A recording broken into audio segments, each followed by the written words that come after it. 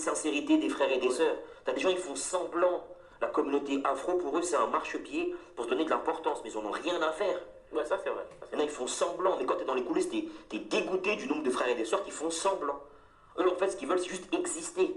C'est pas le bien-être des frères et des sœurs qui sont derrière, qui sont dans l'anonymat, pour les aider. C'est pas ça leur objectif. Leur objectif, c'est eux, leur poche. Blaf, bonjour, Africains, Africaines, Afrodescendants, Afrodescendantes, je vous salue. Je voulais aujourd'hui vous mettre en garde. J'ai parlé avec quelqu'un qui est en rapport avec les services de police, etc. Et il m'expliquait que beaucoup, donc vous le savez, hein, ça a été maintes fois débattu dans les médias, le RN a un très haut score dans les services de police, mais aussi dans l'armée, etc. Et l'ami en question me disait que beaucoup d'Antillais, d'Africains adhèrent, beaucoup de Noirs français d'origine ou natifs, hein, antillaises ou africaines, adhèrent à ces idées-là, et ils n'hésitent pas eux-mêmes à totalement encourager leurs collègues, ou en tout cas tous ceux qui pensent, qui ont les mêmes idées, à les encourager à, comment dirais-je, dans ces concepts-là. Donc soyez prudents. Soyez prudents. Il y a un nombre très élevé hein, d'Africains, enfin de Noirs français d'origine africaine ou afro-antillaise ou afro-guyanaise, etc., hein, qui ont les mêmes idées, ont ces mêmes idées, et qui l'expriment ouvertement dans certains milieux. Ce sont encore une fois des gens qui sont peut-être hein, parmi vos amis, parmi vos familles, parmi vos voisins, vos collègues, vous ne le savez même pas. Vous ne le savez même pas. Mais d'ailleurs, comme je le dis dans tous ces audios, dès que vous êtes devant un Martiniquais, un Congolais, un Guadeloupéen, un Guyanais, un Ivoirien, un Camerounais, etc., natif ou d'origine, hein, et il commence à vous dire le métissage, il commence à vous dire, oui, comment dirais-je, par exemple, hein, il commence à vous dire, oui, bon, les Africains, ou les Antillais, ça, ils commencent à critiquer, etc. Toujours à dévaloriser comme ça, à critiquer, mais pas de manière objective. Hein. Et jamais ils ne se positionnent un peu pour valoriser nos cultures ou nos pays. Commencez à vous méfier de ce type de personnes. Commencez à vous en méfier. De même, hein, ce que j'ai dit dans tous ces audios, c'est dès que vous êtes devant un Africain ou un Afro-Antillais, homme ou femme, jeune comme moins jeune, qui ne pense qu'à s'amuser, qu'à rigoler, etc., soyez sur vos gardes. Les gens comme ça, souvent, j'ai remarqué, dans l'ombre, ce sont eux qui ont les idées les plus anti-race noire. Mais pour pas être détectés, ils rigolent, ils mangent, ils dansent. Donc faites attention. Soyez sur vos gardes. Soyez sur vos gardes. Vous avez aussi ceux qui sont les plus graves, hein, qui font semblant de parler de Thomas Sankara ou de Aimé Césaire. Ça, c'est en façade. Mais dans l'ombre, c'est pas ça du tout. Donc, soyez vraiment sur vos gardes. Alors, il n'est pas question de se méfier de tout le monde. C'est pas ce que je dis. Je dis simplement que nous avons vraiment des imposteurs parmi nous qui utilisent toutes les techniques possibles et imaginables pour passer inaperçus. Ces gens sont sur toute l'échelle sociale. Ils sont dans toutes les catégories socio-professionnelles. Ils sont de tous les pays d'Afrique francophone, de tous les pays dans des Antilles francophones. Ils sont partout. Ils constituent, alors c'est pas tout le monde bien évidemment, vous avez bien compris que c'est pas tout le monde, mais ils constituent une catégorie de gens, de Noirs français, qui sont parmi nous, qui nous observent, ils ne disent rien, mais ils en pensent pas moins de nos cultures. Ils en pensent pas moins. Il y a plusieurs années de ça, il y a vraiment longtemps, hein, je sortais de boîte à l'époque, et on n'avait même pas de voiture, donc c'est pour vous dire, hein, on était tout jeunes, et on va récupérer... enfin si, il y en avait un parmi nous qui avait le permis, et c'était sa voiture. Donc on sortait de boîte, on va récupérer notre voiture, et on voit une altercation entre un homme et une femme, deux personnes. Alors je ne sais pas s'ils étaient d'Afrique ou des Antilles, je ne sais pas. Et ils sont en train de s'engueuler, on ne comprend pas vraiment. Et... on s'approche, en fait la voiture était garée pas loin de l'arrêt du bus où il s'est trouvé. Et donc on s'approche parce que bon, voilà, qu'est-ce qui se passe?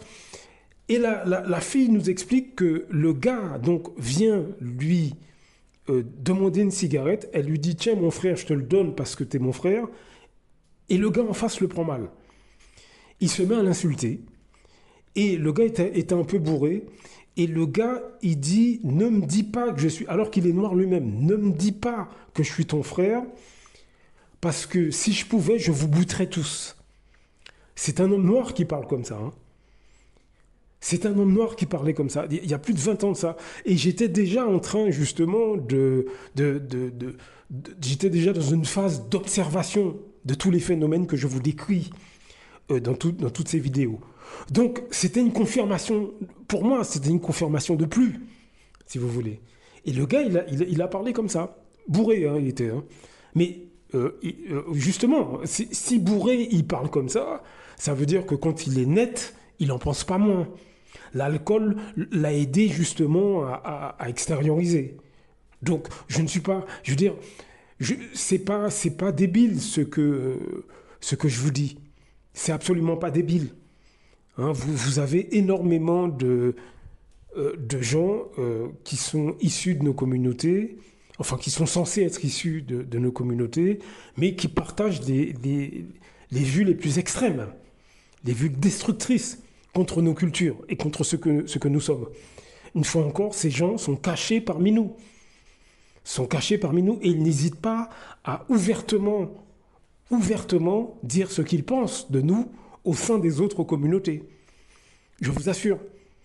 Et les dernières années qui sont passées, je vous assure que j'ai vu et j'ai entendu des Martiniquais, des Camerounais, des Guadeloupéens, des Guyanais, etc., natifs d'origine, hein, des gens pour certains, qui n'ont jamais vécu ni aux Antilles, ni en Afrique, d'autres y ont vécu, d'autres sont en France depuis longtemps, etc., toutes sortes de profils, mais qui sont foncièrement anti-race noire, hein, et ils le disent ouvertement, comme je l'ai déjà dit dans tous ces audios, hein, ils le disent ouvertement, dans certains milieux.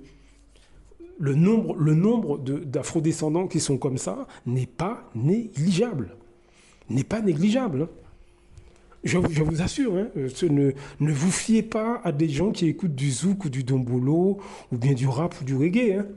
Ne vous fiez pas, hein, parce que justement, c'est là où on fait l'erreur. C'est-à-dire que, comme je l'ai déjà dit dans beaucoup d'audios, ces gens, en fait, à les écouter, ils écoutent du reggae, ils écoutent du rap, mais c'est absolument pas leur mentalité. Hein. Pas du tout. Ça, ce n'est qu'une image. Donc, soyez sur vos gardes, hein, vraiment. Hein. Vraiment, parce que ces gens, finalement, vont dans des partis avec des idées extrêmes contre nos cultures et n'hésitent pas à essayer d'influencer beaucoup de nos semblables, par exemple au sein de la famille ou parmi leurs amis.